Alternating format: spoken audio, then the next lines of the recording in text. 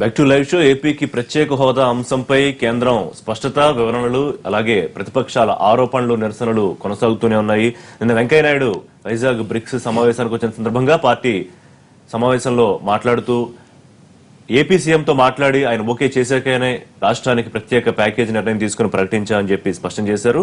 అలాగే విమర్శలు చేస్తూ ఉన్న వాళ్ళకి సమాధానంగా ఏపీ సీఎం కూడా ప్యాకేజీని మించింది ఏముందో చెప్తే కనుక దానికోసం కేంద్రంతో పోరాడతాను, హోదాను మించిన ప్యాకేజీపై కేంద్రం స్పష్టత ఇచ్చింది కాబట్టి దీనికి ముందుకెళ్తున్నాం, అలాగే హామీలకు చట్టబద్దత కల్పించాలని కూడా డిమాండ్ చేశారని ఆయన ఈ సందర్భంగా మాట్లాడారు. అయితే ప్రధాన ప్రతిపక్షంగా ఉన్న వైసీపీ, మరో ప్రతిపక్షంగా ఉన్న కాంగ్రెస్ దీని మీద తీవ్ర స్థాయిలో నిన్న కామెంట్స్ చేశారు.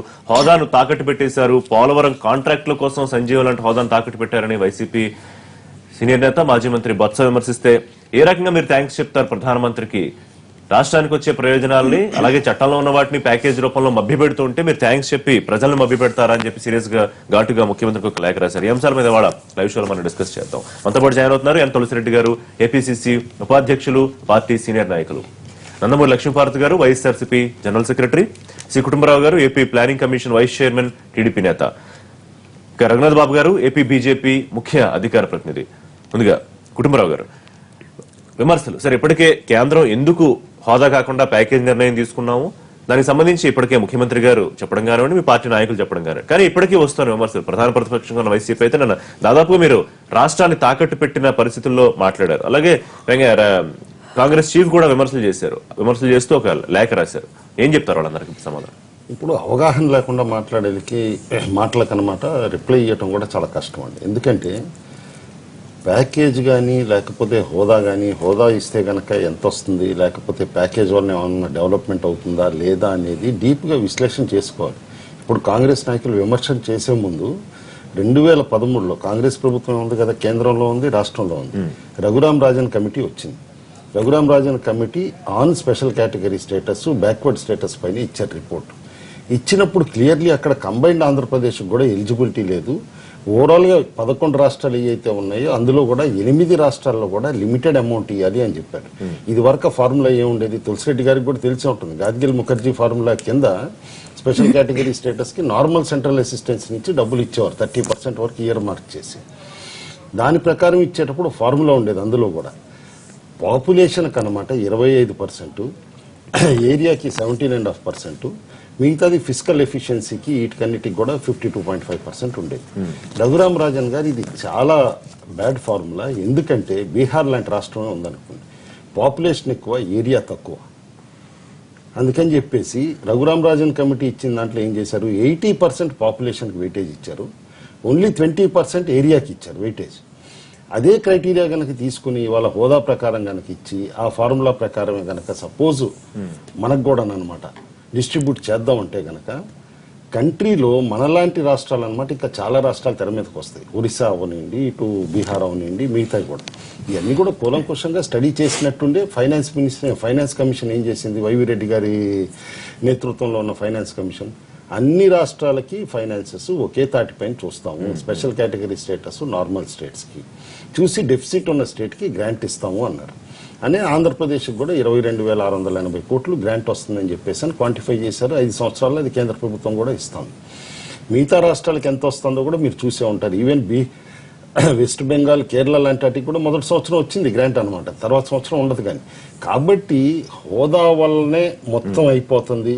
హోదా వలన ఇన్ని ఇండస్ట్రీస్ వచ్చినాయి ఉత్తరాంచల్లో, ఇన్ని ఇండస్ట్రీస్ వచ్చినాయి హిమాచల్లో అని చెప్పేసి అన్ని అవాస్తవాలు చెప్పి కానీ కుటుంబరావు గారు, తెలుగుదేశం పార్టీ కానీ ప్రభుత్వం కానీ హోదా కోసం చివరి నిమిషం దాకా డిమాండ్ చేసే కదా, పోరాటం ప్యాకేజ్ వస్తున్న టైంలో కూడా ఇంకా మేము హోదా కోసం అడుగుతూనే ఉన్నామని కేంద్ర మంత్రి చెప్పారు, ముఖ్యమంత్రి గారు చెప్పారు. ఖచ్చితంగానండి, ఎందుకంటే హోదా కోసం కంటిన్యూస్ గా అడుగుతుంది. హోదా ఇచ్చిన తర్వాత దానితో పాటు రాయితీలు ఏదైతే కనుక పన్ను రాయితీలు ఇస్తానంటారో అది సెపరేట్ గా వస్తుంది. హిమాచల్, ఉత్తరాంచల్కి కూడా సెపరేట్ గా ఇచ్చారు.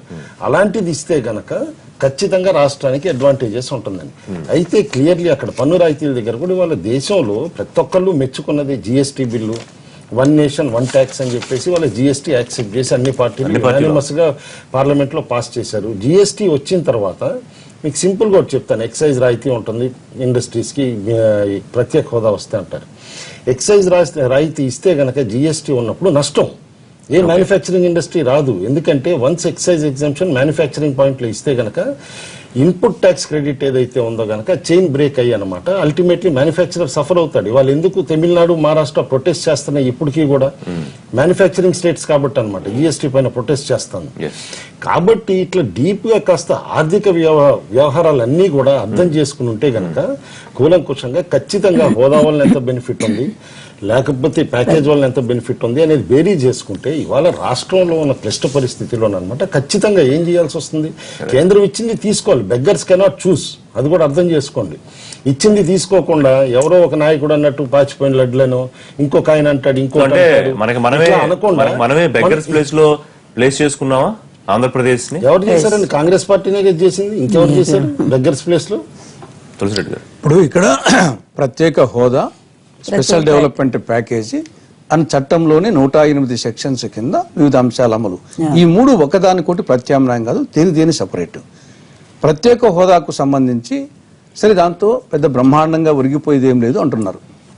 సరే అదే నిజమైతే ఇదే వెంకయ్య నాయుడు గారు 2014 ఫిబ్రవరి 20న sir it is our future అని అన్నాడు.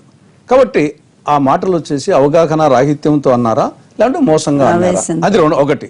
చంద్రబాబు నాయుడు గారు మొన్న Arun Jaitley private members bill మాట్లాడేటప్పుడు నా రక్తం మరిగిపోతా ఉందన్నాడు. మరి అది మరిగిపోయిందా మురిగిపోయిందా అంటే ఈ రీసెంట్ గా అన్నమాట జస్ట్ 1 month బ్యాకే ఇదే ప్రత్యేక హోదా మీద అరుణ్ జైట్లీ గారు మాట అన్నప్పుడు చంద్రబాబు నాయుడు గారు చేసిన వ్యాఖ్యలు సరే దానివల్ల ప్రయోజనాలు ఉన్నాయని చెప్పేసి దట్ ఈస్ డిఫరెంట్ ఇష్యూ. అది కొంచెమే కావచ్చు కానీ దాని వలన కొన్ని ప్రయోజనాలు. స్పెషల్ డెవలప్మెంట్ ప్యాకేజీ ఇది చట్టంలో ఉంది, ఇన్ని కొత్తగా ఇస్తున్నది కాదు. ఇది నువ్వు చట్టంలో ఉండేదానికన్నా ఎక్స్ట్రా ఇస్తే దానికి డెఫినెట్ గా వచ్చేసి మనం థ్యాంక్స్ చెప్పాలి, ధన్యవాదాలు చెప్పాలి, కృతజ్ఞతలు చెప్పాలి. ఇక్కడ స్పెషల్ డెవలప్మెంట్ ప్యాకేజ్ అనేది సెక్షన్ 46 సబ్సెక్షన్ 3 కింద చట్టంలో ఉంది. దాన్ని మన్మోహన్ సింగ్ గారు కొంత క్లారిఫై ఇస్తూ ఇది బుందేల్ఖండ్ తరహాలో అని కేబీకి తరహాలో అని ఉంటుందని చెప్పేసి ఆయన చెప్పారు. దాని మీద రాష్ట్ర ప్రభుత్వం 24,350 కోట్లు అడిగింది. దాని మీద ఇంతవరకు 3 నెలల్లో 1,050 కోట్లు ఇచ్చారు. ఇంకా 1,050 కోట్లు ఇస్తామని చెప్పారు. రెండు కలిస్తే 2,100 కోట్లు. అడిగిందేమో 24,350 కోట్లు స్పెషల్ డెవలప్మెంట్ ప్యాకేజ్ కింద, ఇచ్చింది ఇవ్వబోతుంది 2,100 కోట్లు. మరి దీని భిక్ష అనుకోవాలనా, ఎంగిలి మెతుకులు అనుకోవాలనా, దానికి థ్యాంక్స్ చెప్పాలనా? ఇప్పుడు చట్టంలో కాకుండా ఎక్స్ట్రా ఇస్తే దానికి రూపాయి ఇచ్చినా గానీ థ్యాంక్స్ చెప్పాలా? రూపాయి చాలు సార్ ఇంకా కొంచెం ఏంటని అడుక్కోవచ్చు. అది ఏది చట్టంలో లేకుండా అయితే ఇది హక్కు నీకు చట్టంలో ఉంది. ప్రధానమంత్రి క్లారిఫికేషన్ ఇస్తారు, రాష్ట్ర ప్రభుత్వం మీరే అడిగారు. 24,550 కోట్లకు గాను 2,100 కోట్లు ఇస్తే దానికి థ్యాంక్స్ చెప్పడం అనేది ఇది సమంజసమా? ఇక మూడవది చట్టంలో 108 సెక్షన్స్ కింద ఉన్నాయి. దాంట్లో కొన్ని ప్రధానమైనవి తీసుకుంటే సెక్షన్ 46 సబ్సెక్షన్ 2 కింద రెవెన్యూ లోటు. రెవెన్యూ లోటు గురించి ఆ రోజు మన్మోహన్ సింగ్ గారు ఏం చెప్పారు? ఫస్ట్ ఇయర్ లో వచ్చే రెవెన్యూ లోటును కేంద్ర ప్రభుత్వము 2014-15 బడ్జెట్ లోనే పెట్టి అది ఇవ్వాలని చెప్పేసి దాన్ని క్లారిఫై చేశారు. దాని కింద రాష్ట్ర కాగ్ నివేదిక ప్రకారము 16,200 కోట్లు అయితే ఇప్పటి వరకు ఇచ్చింది 3,979 కోట్లు 3 సంవత్సరాల్లో. ఆఖరికి అమౌంట్ ఇంకా తగ్గించారు 1,600 కోట్ల నుండి. మన్మోహన్ సింగ్ గారు చెప్పింది ఫస్ట్ ఇయర్ లోనే 2014-15 యూనియన్ బడ్జెట్ లోనే టోటల్ గా పెట్టి ఇవ్వాలా. అలాంటిది 3 బడ్జెట్లో కొంచెం ఇప్పుడు కుటుంబరావు గారు కానీ లేకపోతే వెంకయ్యనాయుడు గారు కానీ లేకపోతే ముఖ్యమంత్రి గారు కూడా ఇంతకన్నా మీరు మెరుగైంది ఏదో చెప్తే దానికోసం పోరాడతానని అన్నారు. వెంకయ్యనాయుడు గారు క్లియర్ గా ఏంటంటే అసలు ముందు అధ్యయనం చేయట్లేదు, పూర్తిగా అవగాహన లేకుండా కేవలం ప్రతిపక్షాలు రాద్ధాంతం కోసమే మాట్లాడుతున్నాయని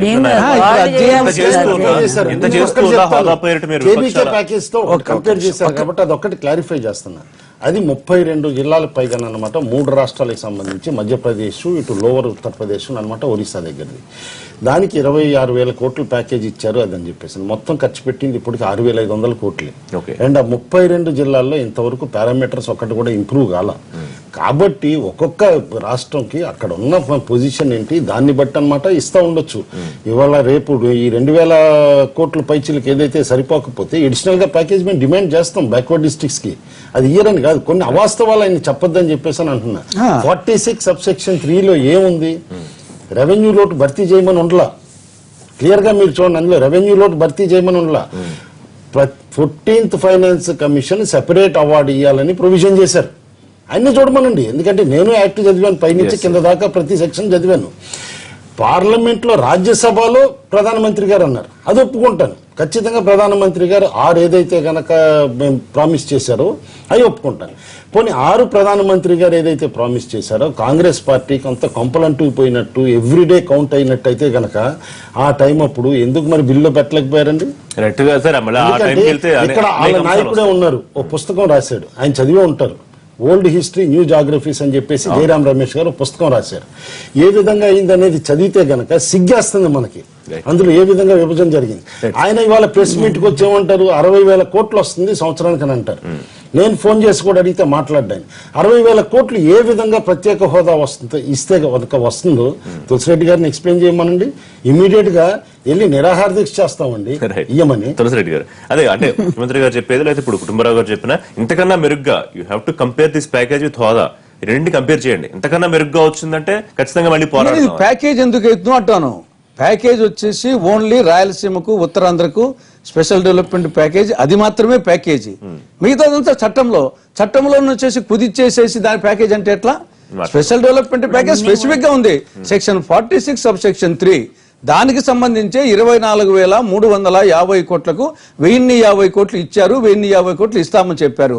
అది మాత్రమే స్పెషల్ డెవలప్మెంట్ ప్యాకేజీ.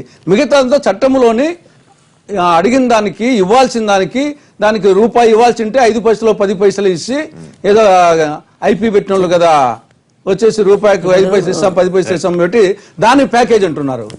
లక్ష్మీభారతి గారు చెప్పండి, సూచిస్తారంటే కనుక రాష్ట్ర ప్రభుత్వం ఆల్రెడీ సాటిస్ఫైడ్, అందుకని ఇట్లాంటి మేధావులందరినీ ముందు పెట్టి ఇచ్చింది చాలా స్పష్టం సాటిస్ఫైడ్. కాకపోతే మాకు ఎక్కడ తేడా వస్తా ఉందంటే, ఇంతకు ముందే మొన్న ప్రకటనకు ముందు మేము అసలు ప్రత్యేక హోదా అనేది వదిలిపెట్టే లేదని చెప్పి చాలా గట్టిగా ముఖ్యమంత్రి గారు చెప్పారు. వాళ్ళు అక్కడ అనౌన్స్ చేయగానే మళ్ళీ ఇక్కడేమో ఈ నోటు ఏది ఆ వ్యవహారం ఒకటి వచ్చింది, నోటు కోటు ఏదో అది రాగానే మళ్ళీ సుజనా చౌదరి గారి ప్లాన్ అంతా చూసాం మనం, ఆ డ్రామా అంతా చూసాం. అటు తిరిగి ఇటు తిరిగి గవర్నర్ని కలిసి అంతా జరిగిపోయింది. జరిగిపోయిన తర్వాత ఇక హడావుడి చేశారు, 2 రోజులు అయిపోయింది ప్రత్యేక హోదా వస్తుందని. అంటే ఒక రకమైన రాజకీయ డ్రామాని కళ్ళ ముందు మేము చూస్తా ఉన్నాము. మీరు చాలా స్పష్టంగా కేంద్ర ప్రభుత్వము దేనికి నిధులు ప్యాకేజీ అదనంగా పోని మీకు ఇచ్చేటువంటి హోదాకి మించినటువంటి లబ్ధి రాష్ట్రానికి జరగబోతా ఉంది. ఎందుకంటే 65 సంవత్సరాలు కష్టపడితే ఈ రోజు ఈ మహానగరాన్ని మనం చూస్తా ఉన్నాం, హైదరాబాద్ని. అందరు సమిష్టి కృషి ఉంది అందులో, కాదని లేదు. కానీ అట్లాంటిది ఏమి ఒక రాజధాని వదిలేసుకొని వెళ్ళిపోయి ఆ మూలకి వెళ్ళిపోయినప్పుడు వెంకయ్యనాయుడు గారు ఆ రోజు గుర్తించారు. మేము వారిని తప్పు పట్టట్లేదు. ఆ రోజు ఆ బాధ ఏంటో, జరగబోయే నష్టం ఏంటో, కష్టం ఏంటో, అందులో 16,000 రెవెన్యూ లోటుతో ఉండేటువంటి రాష్ట్రం ఇది. అందువల్ల ఇన్ని విధాలు ఆలోచించి ఆయన ఆ హడావుల్లో కూడా ఎవరికి మైక్ ఇవ్వలేదు కదా, ఆ హడావుల్లో కూడా ఆయన మాకు ఇది కావాలి, హోదా కావాలి, 5 సంవత్సరాలు, ఆయన అంటే 10 సంవత్సరాలు కావాలని చెప్పి వెంకయ్యనాయుడు గారు మాట్లాడారు. ప్రతి ఒక్క తెలుగు వాళ్ళు ఆయనకి థ్యాంక్స్ చెప్పారు నిజంగా కూడా. కానీ తర్వాత ఆయన కూడా మార్చేసింది కేంద్ర ప్రభుత్వం. అప్పటికి తెలియదా ఈ ప్రాబ్లమ్స్ అన్ని తెలియవా? ఆంధ్ర రాష్ట్రం అనేది టెక్నికల్గా ఇవ్వటానికి అవకాశం లేనటువంటి రాష్ట్రం అనేది అందరికీ తెలుసు. అయితే రాజధాని కోల్పోయినటువంటి ఆంధ్రప్రదేశ్కి కొన్ని ప్రత్యేక పరిస్థితుల్లో ఇవ్వాల్సినటువంటి అవసరం ఉందనేది గుర్తించారు కనుక వాళ్ళు మేనిఫెస్టోలో కూడా పెట్టారు, చాలా స్పష్టంగా పెట్టారు. ఎలక్షన్స్ అయిన తర్వాత మీకు 13th finance commission 14th finance commission మధ్య 8 నెలల కాలంలో ఎన్ని మార్పులు జరిగినాయో మనం అందరం కూడా కళ్ళారా చూసాము. ఫస్ట్ ది ప్రత్యేక హోదా అనే అంశమే పక్కకు పెట్టేశారు. ఆ తర్వాత కూడా ప్రైమ్ మినిస్టర్ ఇది మీటింగ్ జరిగింది కదా, ప్రైమ్ మినిస్టర్తో కలిసి మనకి కేబినెట్ మీటింగ్ జరిగింది. ఆ తర్వాత చేయాల్సింది ఎగ్జిక్యూటివ్ ఆర్డరు, అది పోయింది. ఇది వచ్చేసరికి 14th అన్ని కూడా ఏదో అన్నట్టు అన్నిటికీ జిందా తెలుసుమాత్ అన్నట్టుగా 14th ఫైనాన్స్ కమిషన్ ముందుకు తీసుకొచ్చి అది ఏం చేస్తే సిఫారసు చేస్తుంది తప్ప అదేమైనా ఆర్డర్ చేస్తుందా, గట్టిగా ఇలా చేయమని చెప్పదు కదా. దానికి ప్రైమ్ మినిస్టరే కదా ప్రధానమైనటువంటి కారణం. అందువలన మీరు పోలవరానికి అవగాహన లేకుండా మాట్లాడుతున్నారు madam. 14th finance commission is a statutory body by constitution. అది ఇచ్చిన రిపోర్ట్ ఖచ్చితంగా ప్రభుత్వం యాక్సెప్ట్ చేయాలి, ఇంప్లిమెంట్ ఎవరు చేయాలండి? ఎందుకంటే అది మేము అడుగుతాం. దాని చైర్మన్ ఎవరండి? Prime minister. ప్రైమ్ మినిస్టర్ కాదండి, ఏంటి భలే మాట్లాడతారు మీరు. ప్రైమ్ మినిస్టర్ చైర్మన్ అండి. ఎందుకంటే కాదండి, చెప్పమనండి. ప్రైమ్ మినిస్టర్ దానికి చైర్మన్. తర్వాత మార్చి ఇచ్చిన ప్రామిస్ ప్రైమ్ మినిస్టర్, ఎందుకంటే అందరితో కలిసి ఇచ్చింది ఆయనే, ప్రైమ్ మినిస్టరే. అందువల్ల ఆ ప్రైమ్ మినిస్టర్ ఈ 14th ఫైనాన్స్ కమిటీ సిఫారసు చేయలేరండి. ముందు ఏర్పాటు చేసేటప్పుడు ఎవరో చేస్తారా? ప్రైమ్ మినిస్టర్ సంబంధం లేదా ఇది? అందువల్ల ఆ విధంగా హోదా వల్ల రాని కుదరని రాష్ట్రానికి అదనపు శాతం 30% అదనపు ఖర్చును కేంద్రమే భరిస్తోందని ఇంత వెసులుబాటు ఇచ్చినా కూడా ఇప్పటికీ ప్రతిపక్షాలు కేవలం రాజకీయ ఎక్కడ వస్తా రాజకీయాలు మేం చేయట్లేదండి, వాళ్లే చేస్తా ఉన్నారు. ఈ రోజు వెంకయ్యనాయుడు గారి మాట మీద అపారమైన నమ్మకంతో ఆ బాధనంతా కూడా దిగమింగుకొని ప్రజలు మళ్ళా సన్నద్ధమయ్యారు కొత్త రాష్ట్రం ఏర్పాటు చేసుకోవడానికి.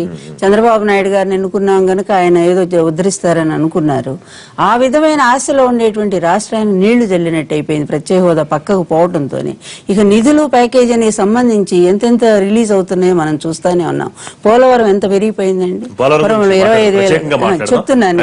అందువల్ల ఈ ప్యాకేజ్ అనేది ఇన్నేళ్లకు వస్తుంది. రాజధాని కట్టేంత 50 ఏళ్ళు 60 ఏళ్ళు. దాని మీద కూడా క్లారిటీ తీసుకునే ప్రయత్నం చేద్దాం. రఘునాథ్ బాబు గారు, వెంకయ్య నాయుడుతో చర్చకు సిద్ధం చెప్తున్నా, తెలియదు కాబట్టి ఇక్కడ కంప్యూటర్ ఉంది కాబట్టి చైర్మన్ ఎవరనేది వైవి రెడ్డి గారు అని చెప్పేసి చెప్తున్నా. ప్రధానమంత్రి గారు కాదు. కాదు మేడం, కొన్ని ఫ్యాక్ట్స్ కూడా అబద్ధాలు చెప్పొద్దు మీరు. రైట్ రఘునాథ్ బాబు గారు, అవసరమైతే వెంకయ్య నాయుడు గారితో చర్చకు చైర్మన్ ప్రధానమంత్రి ఏ రకంగా 14 ఆర్థిక సంఘం సూచించిన దానికన్నా మార్గదర్శకాల కన్నా కూడా జైట్లీ అదనంగా ఏం ప్రకటించలేదు. దీని మీద అవసరమైతే బహిరంగ చర్చ కూర్చుంటామని ప్రతిపక్షాలు డిమాండ్ చేస్తున్నాయి. ఇప్పుడు అంటే కామన్ పబ్లిక్ లో ఉన్నటువంటి మిస్కన్సెప్షన్ ఏంటంటే ప్రత్యేక హోదా వస్తే ఆటోమేటిక్ గా ఇండస్ట్రీస్ కి ఎక్సైజ్ డ్యూటీ, ఇన్కమ్ ట్యాక్స్ బెనిఫిట్లు వస్తాయి. తద్వారా పెద్ద ఎత్తున ఇక్కడ పరిశ్రమలు వస్తాయి, తద్వారా ఉద్యోగాలు వస్తాయి. ఇది మామూలుగా ఉన్నటువంటి అభిప్రాయం. అయితే ఈ 69లో ఫస్ట్ ప్రత్యేక హోదా దేశంలో స్టార్ట్ అయితే 97లో ఫస్ట్ ఈ ఇండస్ట్రీ బెనిఫిట్స్ స్టార్ట్ అయినాయి ప్రత్యేక హోదా ఉన్న రాష్ట్రాలకు మాత్రమే.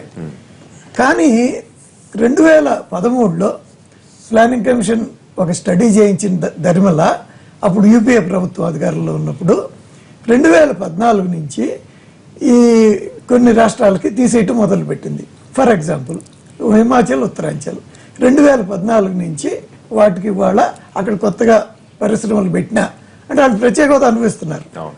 అక్కడ పరిశ్రమలు పెట్టినా 14 తర్వాత వాళ్ళకి ఈ లేవు ఇండస్ట్రీ బెనిఫిట్స్. 2017 తర్వాత దేశంలో ఎవరికి వద్దు ప్రత్యేక హోదా అనుభవిస్తున్న 11 రాష్ట్రాల్లో బ్యాలెన్స్ 8 రాష్ట్రాలకి అని కూడా నిర్ణయం చేశారు. ఇదంతా యూపీఏ ప్రభుత్వం చేసిన చివరి రోజుల్లో. ఒక్క మాట ఇక్కడ, ఒక్క మాట రఘునాథ్ గారు, అదే ఆయన ఎవరు కాంగ్రెస్ లీడర్కి ఆయన అభిజిత్ సేన్ గారు చాలా స్పష్టంగా చెప్పారు, మిగిలిన 11 రాష్ట్రాలకు హోదాను మేము కంటిన్యూ చేస్తున్నామని చెప్పి. ఇక్కడ నేను చెప్పేది హోదా నేను హోదా లేదు, ట్యాక్స్ బెనిఫిట్ హోదా హిమాచల్, ఉత్తరాంచల్కి ఈ రోజుకి హోదా ఉంది.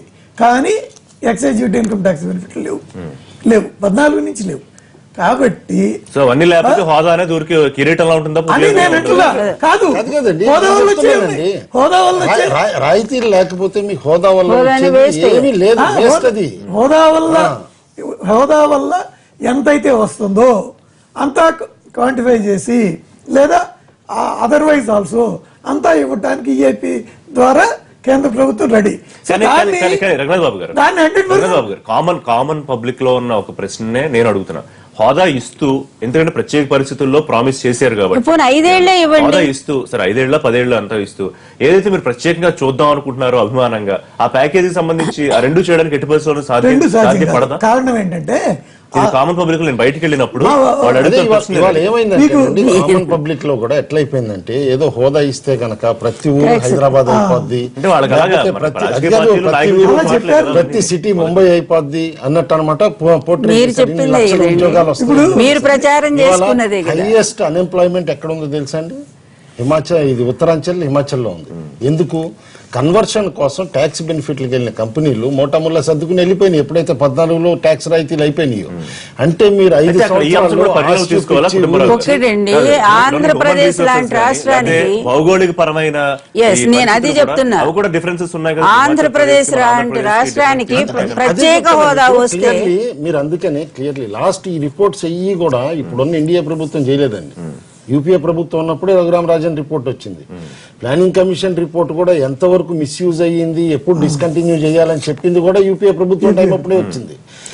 శివరామకృష్ణ రిపోర్ట్ ని పక్కన పెట్టారు. రాజధానికి సంబంధించి వీళ్ళు ఏ రిపోర్ట్ ఫాలో అవుతారండి? ప్రభుత్వం కాన్షియస్ గానే చేసింది. అవన్నీ చేసిన తర్వాత హోదా ఇస్తామని పార్లమెంట్ లో చెప్పినా కూడా దాని ఇంప్లికేషన్స్ ఏమున్నాయని చెప్పి ప్లానింగ్ కమిషన్ కి రాశారు. అప్పుడు ఇమీడియట్ గా ప్లానింగ్ కమిషన్ కి రాసిన వాళ్ళు మరి ఎన్డీసీ హెడ్ కి ఎందుకు పెట్టలేదు, లేకపోతే ఇది రాష్ట్రపతి గారికి ఎందుకు పంపించలేదు, మేము కేబినెట్ డెసిషన్ తీసుకున్నాం ఇదని ఇవన్నీ పక్కన పెట్టేసి ఆ టైం అప్పుడు మెంబర్లు ఉండి, ఇప్పుడు మేడంకి తెలుసు జగన్మోహన్ రెడ్డి కూడా పార్లమెంట్ మెంబర్. ఆ టైం అప్పుడు జగన్మోహన్ రెడ్డి కూడా పార్లమెంట్ మెంబరే కదా, ఆయన ఏమన్నా అడిగాడా?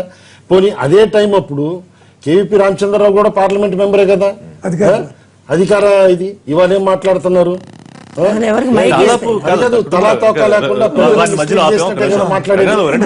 మైకులు ఇవ్వకుండా ఎట్లా జరిగింది? అన్ని రాజకీయ పార్టీలు ఎవరినో మైక్ ఇచ్చారండి మాట్లాడారు, జంక్షన్ లో పెట్టి వదిలేసినట్టు.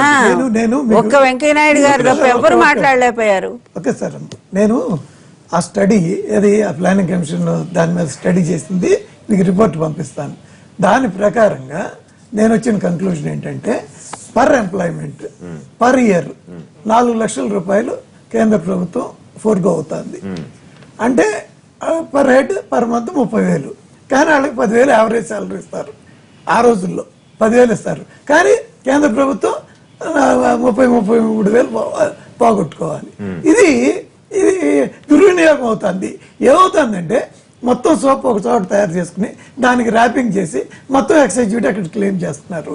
వేరే చోట వచ్చిన బుక్ ప్రాఫిట్ ని అక్కడికి తీసుకెళ్లి ఇన్కమ్ ట్యాక్స్ తెచ్చుకుంటున్నారు.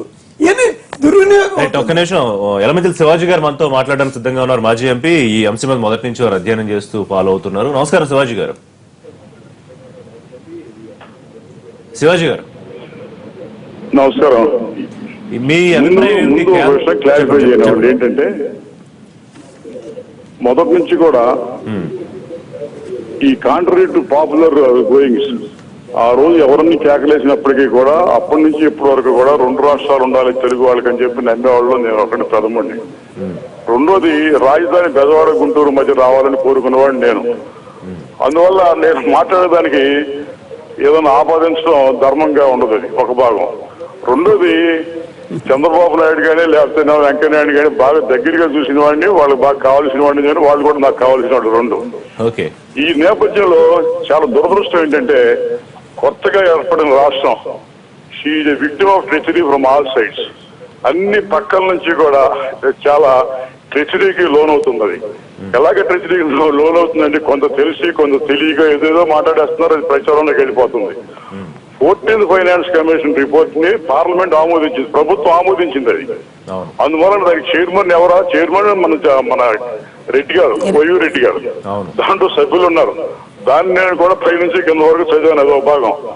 రెండోది ఏంటంటే ఇక్కడ అంశాలు ఏంటంటే అసలు ఈ రాష్ట్రం విడిపోక ముందు నుంచి కూడా కేంద్ర ప్రభుత్వం విధానపరమైన నిర్ణయాలు కొన్ని చేసింది. ఏంటంటే విధానపరమైన నిర్ణయాలు అన్ని రాష్ట్రాల్లోనూ కూడా ఒక ఐఐటి, ఒక ఐఐఎం, ఒక all India institute of medical sciences, central university ఇవన్నీ ఏర్పాటు చేయాలని చెప్పి విధానపరమైన నిర్ణయం. దానిలో భాగంగా కొత్తగా ఏర్పడిన రాష్ట్రానికి ఏమీ లేవు కనుక ఇవన్నీ మనకు వచ్చినాయి. కానీ ఇది వాళ్ళు ఇచ్చింది కాదు, మనం తెలుసుకుంది కాదు. మనకి 2014 బడ్జెట్ లో జైట్లీ గారు చెప్పిన బడ్జెట్ లో మనకు ఒక అగ్రికల్చర్ యూనివర్సిటీ ఇచ్చారు. మనతో పాటు రాజస్థాన్ కి ఒక అగ్రికల్చర్ యూనివర్సిటీ ఇచ్చారు. మరి అదే మాదిరిగా తెలంగాణ వారికి ఒక హార్టికల్చర్ యూనివర్సిటీ ఇచ్చారు. హర్యానా వాళ్ళకి ఇంకొక హార్టికల్చర్ యూనివర్సిటీ ఇచ్చారు. దేశం మొత్తం మీద 44 సెంట్రల్ యూనివర్సిటీస్ ఉన్నాయి, 17 ఐఐటీస్ ఉన్నాయి, 11 ఐఐఎంస్ ఉన్నాయి. చాలా దిక్కుమాలిన చిన్న చిన్న రాష్ట్రాలకి, గోవాకి లేకపోతేనేమో మిగతా వాటికి కూడా ఇస్తున్నారు. ఇవన్నీ కూడా మనకే ఇచ్చింది ఏం కాదు.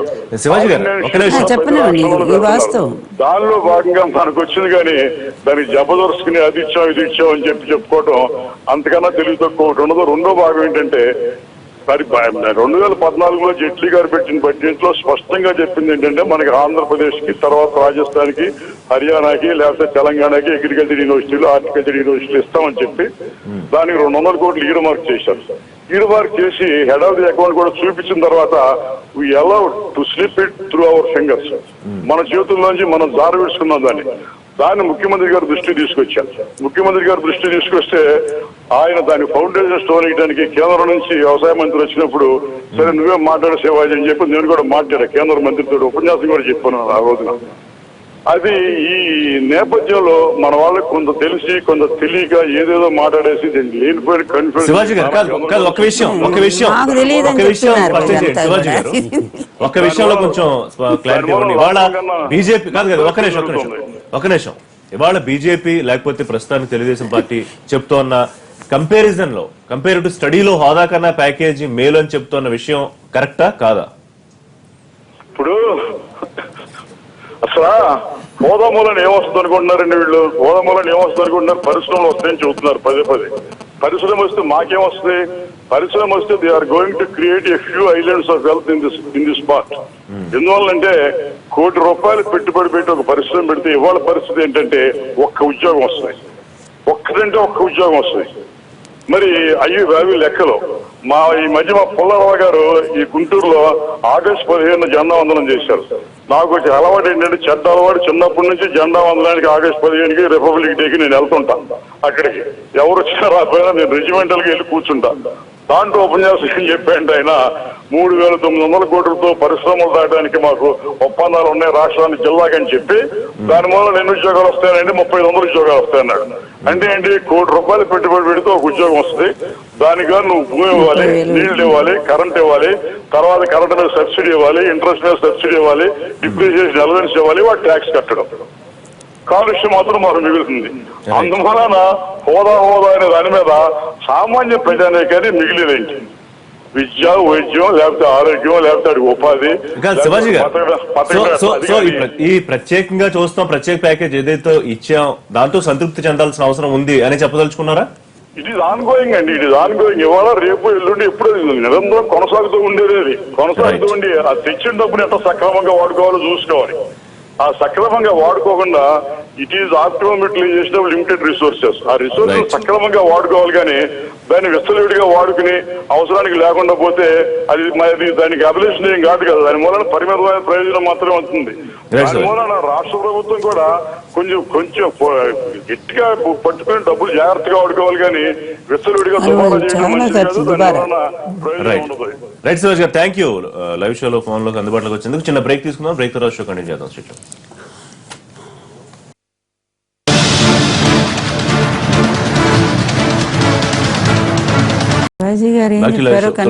ప్రస్తుతం జరుగుతున్న పరిణామాలను దృష్టిలో పెట్టుకుని బీజేపీ కేంద్ర ప్రభుత్వం చెప్తోంది, రాష్ట్ర ప్రభుత్వం దాన్ని అవగాహన చేసుకున్నది. దానిలో ఏమైనా ప్రతిపక్షాలు ఇంకా అవగాహన లేకపోతే అధ్యయనం చేసుకోవాల్సిన అవసరం ఉందా? Point number 1. రెండోది, దీనికి సంబంధించి చట్టబద్ధత గురించి పోరాడాల్సిన అవసరం ముందు సరే రాదని తేలిపోయిన తర్వాత ఏదైతే వస్తోందో దాన్ని ఎంత వేగంగా తెచ్చుకోవాలి అనే యాంగిల్లో ఆలోచించాలా లేదా దానికోసమే పోరాడాలా? మేము అధ్యయనం చేసే చెప్తున్నాం. దీని 3 సూత్రాల కార్యక్రమం అని చెప్పేసి ఒక పేరు పెడితే, ఒకటి ప్రత్యేక హోదా మొదటి సూత్రం, ప్రత్యేక డెవలప్మెంట్ ప్యాకేజీ 2వ సూత్రం, చట్టంలో 108 సెక్షన్స్ 3వ సూత్రం. చట్టంలోని 108 సెక్షన్స్ ముందు వస్తాం ఇప్పుడు, ఎందుకంటే ప్రత్యేక హోదా గురించి అనేక సార్లు ఇప్పుడు కూడా మాట్లాడినాం. చట్టంలో 108 సెక్షన్స్ కింద ప్రధానంగా పోలవరమే తీసుకున్నాం. ఎందుకంటే ఇప్పుడు మెయిన్ గా సబ్జెక్ట్ అది. పోలవరానికి సంబంధించి అది డెఫినెట్ గా బహుళార్థ సాధక ప్రాజెక్టు, సాగునీరు, త్రాగునీరు, విద్యుత్తు, విశాఖ ఇండస్ట్రీకి వాటరు, తర్వాత నదుల అనుసంధానము, దాదాపు 5-6 ఫ్యాక్టర్స్ కాబట్టి బహుళార్థ సాధక ప్రాజెక్టు. దీని 1942 నుంచి ప్రతిపాదన ఉన్నప్పటికీ దీనికి అడ్మినిస్ట్రేటివ్ శాంక్షన్ ఇచ్చింది 2004 జూలై మాసంలో రాజశేఖర్ గారు ముఖ్యమంత్రిగా ఉన్నప్పుడు కాంగ్రెస్ ప్రభుత్వం. అంతకుముందు కాంగ్రెస్ ప్రభుత్వాలు ఉన్నాయి, టీడీపీ ప్రభుత్వాలు ఉన్నాయి. కాబట్టి ఓవరాల్ గా 2004 జూలైలో. దాని తర్వాత ఆ 10 సంవత్సరాల్లో 32% వరకు పూర్తి చేయడం జరిగింది. దాదాపు 5,575 కోట్ల రూపాయలు ఖర్చు చేసి 32% వర్క్ పూర్తి చేయింది. ఇంకా మిగతా 68% వర్క్ ఉంది. ఇది పెద్ద ప్రాజెక్ట్ కాబట్టి కాంగ్రెస్ పార్టీ మొదటి నుండి కూడా దీన్ని నేషనల్ ప్రాజెక్ట్ చేస్తే రాష్ట్ర ప్రభుత్వం బడ్డం తగ్గుతుందని చెప్పేసి ప్రయత్నం చేస్తానే ఉంది. అది సఫలీకృతం కాలేదు. చివరిగా రాష్ట్ర విభజన సందర్భంగా అప్పుడు చట్టంలో పెట్టడం జరిగింది. సెక్షన్ 90 ద్వారా దాన్ని నేషనల్ ప్రాజెక్టుగా ప్రకటించడం జరిగింది.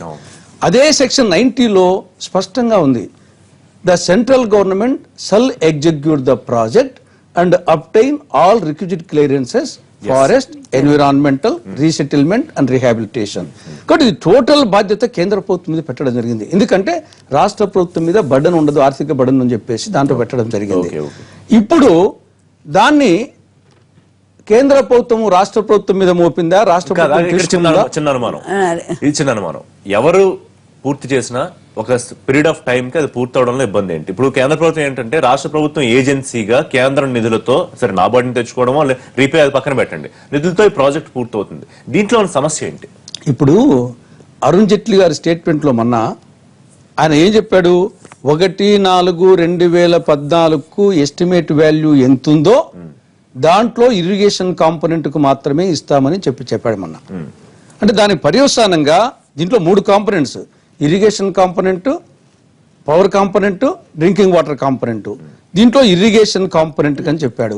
అది 1/4/2014 ఉన్నటువంటి కాస్ట్ ఆఫ్ ఎస్టిమేషన్ వాల్యూలో దాని ప్రకారంగా ఎంత ఉంది, 16,010 కోట్లు ఉంది. 16,010 కోట్లలో drinking water component, power component తీసేస్తే 2,568 కోట్లు, 13,142 కోట్లు అవుతుంది. దాంట్లో అంతకుముందు చేసిన ఖర్చు దాన్ని ఇవ్వమని చెప్పారు. అంటే అంతకుముందు చేసిన ఖర్చు 5,135 కోట్లు, ఇంకా మిగిలిందంతా 8,007 కోట్లు. అంటే వీళ్ళు చెప్పిన ప్రకారము, అరుణ్ జైట్లీ గారి స్టేట్మెంట్ ప్రకారము 1/4/2014 నాటికి ఉండినటువంటి ఇరిగేషన్ కాంపోనెంట్ కు కేవలం 8,007 కోట్లు మాత్రమే ఇస్తాము. మిగతాది ఇప్పుడు ఈ 2 సంవత్సరాలు ఆల్రెడీ దాటిపోయింది, ఇంకా ఎప్పటికి పూర్తి అవుతుందో. ఈ లోపల కాస్ట్ ఎస్కలేషన్ ఓవరాల్ గా చూస్తే 28,000 కోట్లు అవుతుంది. 28,000 కోట్లకు గాను రాష్ట్ర ప్రభుత్వం, కేంద్ర ప్రభుత్వం ఇచ్చి 8,000 కోట్లే. 20,000 కోట్లు రాష్ట్ర ప్రభుత్వం భరించాలా? రాష్ట్ర ప్రభుత్వం తీసుకున్నందువల్ల, అదే తీసుకోకుండా ఉంటే కేంద్ర ప్రభుత్వమే ఉంటే ఆ మొత్తం వాళ్ళే భరించాల్సి వస్తుంది. ఇది మెయిన్ గా వచ్చేసి రాష్ట్రానికి నష్టం. ఇది పొలిటికల్ కామెంట్ చేసి దాని గురించి మాట్లాడదాం. కొంచెం కన్ఫ్యూజన్ ఉంది. అంటే రాష్ట్ర ప్రభుత్వం మీద బడ్డెన్ పడుతుందా రాష్ట్రం ఈ భారం తీసుకోవడం వల్ల? రెండోది, కేంద్రం బాధ్యత తీసుకుంటా అన్నప్పుడు రాష్ట్రం ఎందుకు తీసుకోవాలి? సరే, పొలిటికల్ కామెంట్స్ తర్వాత మాట్లాడదాం. తులసిరెడ్డి గారు చాలా ఫ్యాక్ట్స్ చెప్పారు, కొన్ని కాదంటలేదు. అయితే ఒకటే చిన్న సవరణ ఏంటంటే, అంజయ్ గారు వేశారు 1980లో ఫౌండేషన్ స్టోన్. యాక్చువల్గా ఇప్పటికీ ఫౌండేషన్ స్టోన్ అక్కడ ఉంది. అండ్ ఒరిజినల్ గా ఈ ప్రాజెక్ట్ ని పోలవరం అని కూడా అనేవారు కాదు, రామపాద సాగర్ ప్రాజెక్ట్ అనేవారు. ఎందుకంటే బ్యాక్ వాటర్స్ భద్రాచలం దాకా వస్తాయి కాబట్టి, రాముడి పాదాలు తాకుతాయి కాబట్టి రామపాద సాగర్ ప్రాజెక్ట్ అనేవారు. సరే, 80లో అంజయ్ గారు ఫౌండేషన్ స్టోన్ వేశారు. అడ్మినిస్ట్రేటివ్ శాంక్షన్ రాజశేఖర రెడ్డి గారు ఉన్న టైం అప్పుడు ఇచ్చారు, బాగానే ఉంది. అయితే ఇంతవరకు నేషనల్ ప్రాజెక్ట్స్ అని చెప్పేసి సెంట్రల్ వాటర్ కమిషన్ కింద సూపర్వైజ్ చేసి కట్టిన ప్రాజెక్ట్స్ అన్నిట్లో కూడా ఏ కాంపోనెంట్స్కి డబ్బులు ఇచ్చారనేది చూద్దాం. ఓన్లీ ఇరిగేషన్కి ఇచ్చారు. సెలెక్ట్ కేసెస్లో 3 కేసెస్లో డ్రింకింగ్ వాటర్ కూడా ఇచ్చారు. పవర్, డ్రింకింగ్ వాటర్కి ఎప్పుడు ఇయ్యరు, ఇరిగేషన్ వరకే ఖర్చు పెడతారు. సరే, ఆ ఇరిగేషన్ ఇప్పుడు మనం కంప్యూటేషన్ చేసి 1/4/2014కి ఏదైతే ఉందో గనక అక్కడ కంప్యూట్ చేసి అక్కడి నుంచి కేంద్ర ప్రభుత్వం ఇస్తానని చెప్పేసి అని అంటాను. యాక్ట్లో పెట్టేటప్పుడు ఆయన సెక్షనే కోట్ చేసేటప్పుడు నేషనల్ ప్రాజెక్ట్ కింద డిక్లేర్ చేస్తే అదే యాక్ట్లో, ఏపీ రీఆర్గనైజేషన్ యాక్ట్లోనే అంతకు ముందు పెట్టిన ఖర్చు డివైడెడ్ స్టేట్కి ఇవ్వాలని ఎందుకు పెట్టలేదండి? ఇవాళ ఇన్ని లెక్కలు చెప్తున్నారు, అంతకు ముందైన ఖర్చు ఎందుకు రాష్ట్రానికి ఇవ్వాలి అని చెప్పేసి యాక్ట్లో పెట్టలేదు. పెట్టకుండా ఇవాళ ఇట్లా బ్రేకప్ ఇస్తున్నారు ఇవన్నీ చెప్పి. కేంద్రం బాధ్యత తీసుకుంటున్నప్పుడు రాష్ట్రం ఎందుకు తన భుజాలను? కాదు, రాష్ట్రం పెట్టుకోలేదండి. మీకు చెప్తాను వినండి. ఎప్పుడైతే గనక లార్జ్ ప్రాజెక్ట్స్ పైన విశ్లేషణ నీతి ఆయోగ్ చేసిందో, నీతి ఆయోగ్ రికమెండేషనే నా దగ్గర కావాల్సి వస్తే కూడా చూపిస్తాను, మీకు చదువుతాను. నీతి ఆయోగ్ రికమెండేషన్ ఏంటంటే, large projects like these should be executed by the states in which the projects are lying అని చెప్పేసి అని క్లియర్ గా ఇచ్చి, ఆంధ్రప్రదేశ్ది స్పెసిఫిక్ ఎగ్జాంపుల్ తోటి నీతి ఆయోగ్ రికమెండేషన్ ఇచ్చారు. ఇచ్చిన తర్వాతే రాష్ట్ర ప్రభుత్వం అడిగింది, ఏంటి రాష్ట్రం ఎగ్జిక్యూట్ చేస్తాము, లేకపోతే గనక అందరికీ తెలిసిన విషయం నేషనల్ ప్రాజెక్ట్ అని చెప్పేసి నాగార్జున సాగర్ చేస్తే ఎన్ని సంవత్సరాలు చేశారండి? 20 సంవత్సరాలు 30 సంవత్సరాలు చేశారు. అంటే మీరు పోలవరం కూడా ఇంకో 20-30 సంవత్సరాలు తిరిగి లక్ష్మీవర్ధన్. కేంద్రానికి ఒక్క పోలవరం ఒక్కటే కాదు కదా, దేశం మొత్తం ఉంది. 10 ప్రాజెక్టులు 20 ప్రాజెక్టులు ఉంటాయి. మీరు మెల్లిగా చేసేపాటికి 15-20 అదే సంవత్సరాలు. కదా, priorities ఇవాళ ఎట్లా రాష్ట్ర ఉంటుందో ప్రభుత్వం తెలుసుకోవాలి. తీసుకున్న దానికి 48 గంటల్లో ఒక రోడ్ మ్యాప్ ఇచ్చాం. 450 days లో కంప్లీట్ చేస్తామని, 450 రోజుల్లో. ఎందుకు అంత కాన్ఫిడెంట్ ఓకేనా, మీ కుటుంబరావు చెప్తున్న క్లారిటీకి సాటిస్ఫైడ్ అని మీరు పొలిటికల్ కామెంట్ చేశారు. సీరియస్ గా తాకట్టు పెట్టేశారు హోదాని పోలవరం కోసం, అది కూడా కాంట్రాక్టర్లకి అది కట్టబెట్టడానికి. కాదండి, అక్కడ కూడా చెప్తాను. అది కాదు, కాంగ్రెస్ టైం అప్పుడే కదా కాంట్రాక్టర్స్ ఫైనలైజ్ అయింది. ఏమన్నా మారారా? ఎందుకంటే ఇవాళ వాళ్ళ బిల్స్ పెండింగ్, వాళ్ళ బిల్స్ పెండింగ్. అది కాదు, కట్టుబడమని మేము చెప్తున్నాం. ఇది రాజకీయం కాదు కదా, ఇచ్చిన మాట కట్టుబడి జాతీయ హోదా ఈ రోజు 100% ఇవ్వటం ఏంటండి? ఆ రోజే చెప్పారు కదా, వైఎస్ రాజశేఖర రెడ్డి గారు ఉన్నప్పుడే దాన్ని అనౌన్స్, ఇక్కడ ప్రాణహిత చేయవెళ్ళి అది రాలేదు జాతీయ హోదా. ఇది మాత్రం పోలవరం జాతీయ హోదా అనేది ఆ రోజే వచ్చింది. రాలేదు మేడం. తర్వాత టైంలో అన్ని క్లియరెన్సెస్ వచ్చాయి 2004లో ఆయన వైఎస్ రాజశేఖర రెడ్డి గారు ఉన్నప్పుడు. తర్వాత సైట్ క్లియరెన్స్ 2005లో వస్తే మీరు 2004 తులసిరెడ్డి గారిని అడగండి, మీకు కావాల్సి వస్తే క్లియరెన్సెస్ గేట్లు చెప్పమంటారా? కాలువల నిర్మాణం జరిగితే అది ఎందుకు చేశారని చెప్పి ఆ రోజు టీడీపీఏ విమర్శించింది. ఈ రోజు అదే కాలం పట్టిసీమకు ఉపయోగపడింది. కానీ మేమంటుంది ఏంటంటే, హఠాత్తుగా పోలవరము కేంద్రం కడతానన్నప్పుడు మీరెందుకు తీసుకున్నారు ఆ బాధ్యత? దీని మీద పోలవరం అథారిటీ కమిటీ 2 సార్లు లేఖ రాసింది. ఎందుకు నత్తనడక నడుస్తా ఉంది, పనులు సరిగ్గా జరగట్లేదు, అసలు ఫండ్స్ అన్ని కూడా డైవర్ట్ అయిపోతున్నాయి. 100%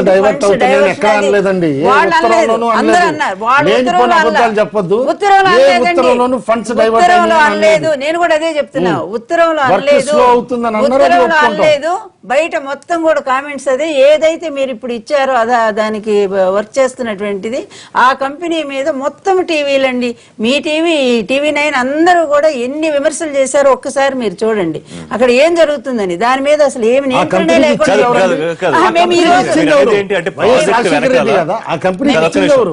అదే లోపం ఉన్నప్పుడు ఏం జరుగుతుందని మీకు అనుమానమా? ఏమండి, ప్రాజెక్ట్ వెనకాల ఏం జరుగుతుంది? మేము ఇప్పుడు కూడా భయపడుతుంది ఏంటంటే, రాష్ట్ర ప్రభుత్వానికి కేంద్ర ప్రభుత్వం బాధ్యత ఒప్పజెప్పి నిధులు పంపిస్తూ ఉంటే ఇక్కడ దుర్వినియోగం అయిపోయే ప్రమాదం ఉంది. పోలవరం సకాలంలో కేంద్ర ప్రభుత్వాన్ని ఆ బాధ్యత తీసుకోవాలనేది మేము చెప్తా ఉన్నాము. అందువల్ల 100% ఇప్పుడు 2018లో కడతా ఉన్న పోలవరం ఈ రోజు మళ్ళీ ఎన్ని సంవత్సరాలుగా వారే చెప్తున్నారు. 450 రోజుల్లో అవుతుంది మేడం. చెప్పండి. ముఖ్యంగా చట్టబద్ధత గురించి ఏమైనా మాట్లాడుకుందామా? ఇప్పుడు ఈ ప్యాకేజ్ ఏదైతే ఉందో దానికి చట్టబద్ధత కల్పించడం అనేది చాలా ముఖ్యమైన విషయం. దాని గురించి చెప్పండి. చట్టబద్ధత చేయడానికి కూడా సిద్ధమని కేంద్ర ప్రభుత్వం సంకేతాలు అయితే ఇచ్చింది. ఒకటి ఆ రోజునే అరుణ్ జైట్లీ గారు ఏమన్నారంటే, కేబినెట్ లో అయితే తొందరలో పెట్టేస్తామని అన్నారు. ఆయన చేసిన announcement, of course prime minister consent తోనే అనౌన్స్మెంట్ చేశారు. ఆ దాన్ని కూడా కేబినెట్ లో పెడతారు. కాదు, యాక్ట్ కూడా చేయాలి, దీనికి ఒక ప్రత్యేక కేబినెట్ సమావేశం పెట్టుకుని కూడా చేయొచ్చు. కాదు, చట్టబద్ధత అంటే ఏంటి? యాక్ట్ అనే కదా మీరు అనేది. పార్లమెంట్ లో పెట్టి చెప్పేసి అటువంటిది ఏదన్నా దాని గురించి ఆలోచించచ్చు. ఈ పోలవరం గురించి కూడా నేను ఇంకొక కామెంట్ చేయదలుచుకున్నాను. ఇప్పుడు 2004 నుంచి 2014 వరకు రాష్ట్రంలో కేంద్రంలో కాంగ్రెస్ ఉంది, యూపీఏ వాట్ ఎవర్. రాష్ట్రంలో రాజశేఖర రెడ్డి గారే మొదలు పెట్టారు కాలువలు, ఫర్ వాట్ ఎవర్ రీజన్ పక్కన పెడతాం. కానీ ఆ రోజునే జాతీయ ప్రాజెక్ట్గా చేసి 10 ఏళ్ల పీరియడ్లో వాళ్ళు పూర్తి చేయలేదన్నది వాస్తవం. చివరికి వెళ్ళిపోయే రోజున కాగితం మీద పెట్టాం, వాళ్ళు కాగితం మీద పెట్టారు, మేము గ్రౌండ్ మీద పెడుతున్నాం. వాళ్ళు కలగన్నారు, మేము వాస్తవం చేస్తున్నాం. వాళ్ళు ఊహించారు, మేము దాన్ని చేస్తున్నాం. కాబట్టి అదే ఒక గొప్ప రాజధాని చేయటం. మేము మంచి చేసాం అన్నట్టుంది. ఈ రోజు మేము యాక్ట్ లోనే పెట్టాం, అంత పెద్ద రాజధాని అని అనుకోవటం కరెక్ట్ కాదు. ఇకపోతే రాష్ట్ర ప్రభుత్వానికి ఎగ్జిక్యూషన్ ఎందుకు ఇవ్వటం జరిగింది? ఈ తొందరగా ఇప్పుడు అవసరం రాష్ట్రానికి కేంద్రం కన్నా ఇది వీళ్ళ డైర్ నెసెసిటీ కాబట్టి రాష్ట్రం వేగంగా చేసుకుంటుంది. కుటుంబరావు గారు, ఏ రకమైన ఒత్తిడి రాబోతుంది చట్టబద్ధత కల్పించే దిశగా స్పీడ్ గా ముందడుగు పడడానికి? ఖచ్చితంగానండి. ఎందుకంటే ఇవాళ హోదాకి మించిన ప్యాకేజ్ అని కేంద్ర ప్రభుత్వం అంటున్నా మా విశ్లేషణ మేము చేసుకుని ఖచ్చితంగా యాక్సెప్ట్ చేయాలి కాబట్టి ప్యాకేజీని కూడా యాక్సెప్ట్ చేసి ముందుకు వెళ్తున్నాం. ఎందుకంటే వచ్చింది తీసుకుని రాష్ట్ర డెవలప్మెంట్ చేయాలని. అయితే ఖచ్చితంగా ప్రజల్లో ఉన్న అనుమానాలు కూడా ప్రధానమంత్రి రాజ్యసభలో స్టేట్మెంట్ చేస్తే దానికి శాంక్టిటీ లేకుండా పోయింది. ఇవాళ ఇలా ఎన్ని స్టేట్మెంట్లు చేస్తారు, కేంద్ర ప్రభుత్వం ఇస్తుందా లేదా అని చెప్పేసి దానిపైన అనుమానాలు ఉన్నాయి. కాబట్టి చట్టబద్ధత కల్పించమని చెప్పేసి ముఖ్యమంత్రి గారు డే 1 నుంచి కూడా అన్నారు. ఏ రోజైతే ఆ రోజు మిడ్ నైట్ వరకు ఎందుకు లేస్తున్నారండి? ఆయనకి ఇంట్రెస్ట్ లేకపోతే రాష్ట్ర డెవలప్మెంట్ పైన రాత్రి 12:30కి చంద్రబాబు నాయుడు గారు ప్రెస్ మీట్ కూడా పెట్టి అది కాదు, అది విమర్శలు కాదు, అది ఆయనకున్న ఇంట్రెస్ట్ ని పోర్ట్రే చేస్తుంది అంతేగాని. కాబట్టి ఖచ్చితంగా చట్టబద్ధత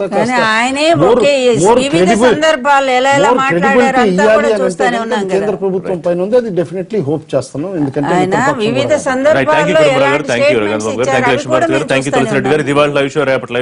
తిరిగి కలుద్దాం. నిరంతరం ఇవాళ గణేష్ నిమజ్జనానికి సంబంధించిన అప్డేట్స్ ఎన్టీవీలో కొనసాగుతూనే ఉంటాయి.